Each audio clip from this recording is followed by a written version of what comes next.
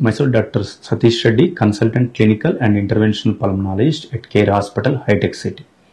ఇవాళ మనం lung cancer గురించి డిస్కస్ చేద్దాం. అసలు లంగ్ క్యాన్సర్ ఎవరికి వస్తుంది, దాని రిస్క్ ఫ్యాక్టర్స్ ఏంటి, దాని సిమ్టమ్స్ ఏంటి, దాని అసలు లంగ్ క్యాన్సర్ని మనం ఎలా ఐడెంటిఫై చేయాలి, ఫస్ట్ ఇవి చర్చించుకుందాం.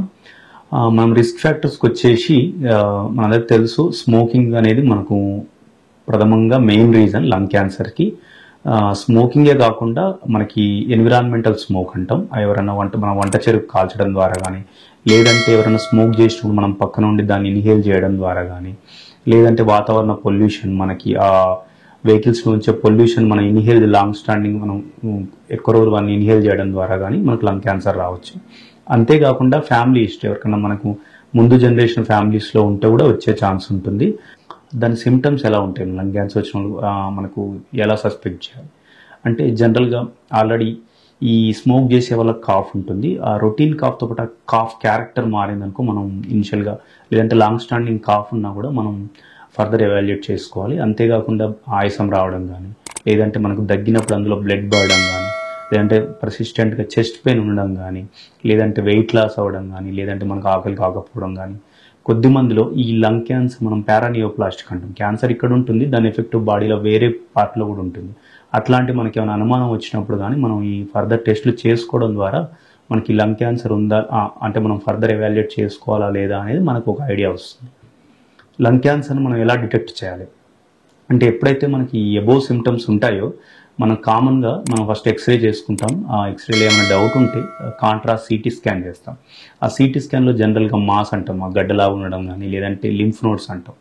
ఎలా అయితే మనకి జలుబు ఇట్లా అయినప్పుడు మనకి శోషరస గ్రంథులు అంటాం తెలుగు, ఆ చిన్న చిన్న వాడుక భాషలో టాన్సిల్స్ వచ్చినాయి అలాంటివి మనకి చెస్ట్లో కూడా ఉంటాయి. అలాంటివి ఏమైనా ఉండడం ద్వారా కానీ, లేదంటే లంగ్స్లో వాటర్ చేరడం, మనకు ప్లూరల్ ఎఫ్యూజన్ అంటాం, లంగ్స్ చుట్టూలో ఉండే లేయర్స్లో వాటర్ చేరినప్పుడు కానీ మనకి ఈ లంగ్ క్యాన్సర్ వచ్చిందని మనం సస్పెక్ట్ చేసుకోవాలి.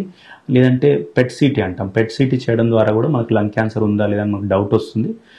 సో వన్స్ ఈ సిటీ కానీ పెట్ అయిపోయినాక మనం పైన డిస్కస్ చేసుకునే ఏమైనా మాస్ కానీ, లేదంటే ప్లూరల్ లంగ్స్లో వాటర్ కానీ, లేదంటే ఆ లింఫ్ నోడ్స్ కానీ ఉంటే మనం ఫర్దర్ ఎవాల్యుయేట్ చేసుకోవాలి.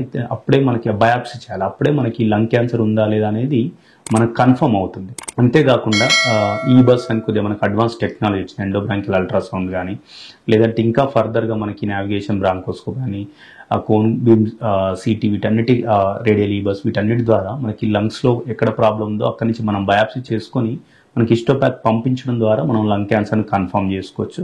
ఎవరికైతే ప్లూరల్ ఎఫ్యూజన్ మనకు లంగ్స్లో వాటర్ ఉంటుందో వాళ్ళకి థొరకోస్కోపీ ద్వారా మనం లంగ్ క్యాన్సర్ని కన్ఫర్మ్ చేసుకోవచ్చు. లంగ్ క్యాన్సర్ వచ్చే టైప్ని బట్టి, లేదంటే ఆ స్టేజ్ని బట్టి మనకు ఫర్దర్ ట్రీట్మెంట్ ఆప్షన్స్ ఉంటాయి. Thank you. ఈ వీడియో కనుక మీకు నచ్చినట్లయితే లైక్ చేసి, షేర్ చేసి, కామెంట్ చేయండి. మా ఛానల్ని సబ్స్క్రైబ్ చేయడం మాత్రం మర్చిపోకండి. Thanks for watching.